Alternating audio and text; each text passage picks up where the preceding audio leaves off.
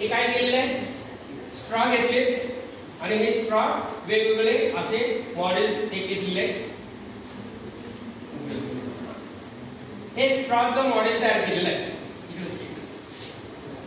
इथं आणखी एकटा कोणतरी कोणतरी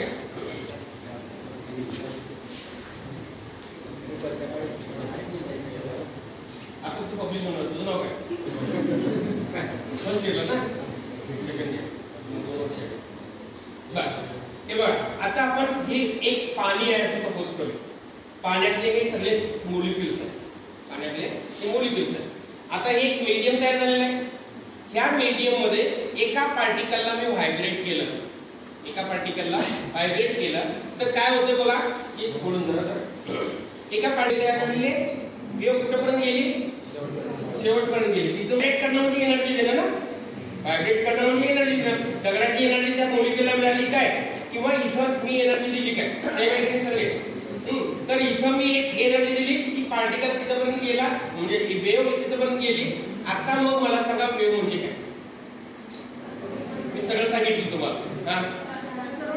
energy, transfer of energy. Energy transfer दोन प्रकारचे होते. एक सांगा कुठल्या प्रकारची वेव्ह, दोन प्रकारची वेव्ह असतात, transverse wave, longitudinal wave. What is transverse wave, what is transverse wave?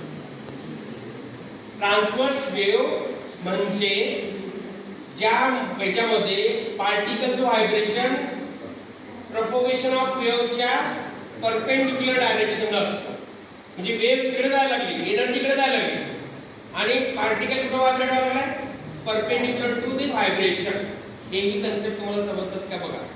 काय सांगितलं, हे ट्रान्सवर्स वेव्ह मॉडेल आहे का लॉन्जिट्युडिनल? मग कुठलं मॉडेल आहे, transverse wave.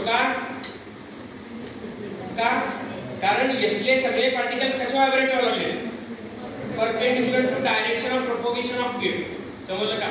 So wave is one form of energy that can transmit from one molecule to another molecule, one particle to another particle, and travel up to end.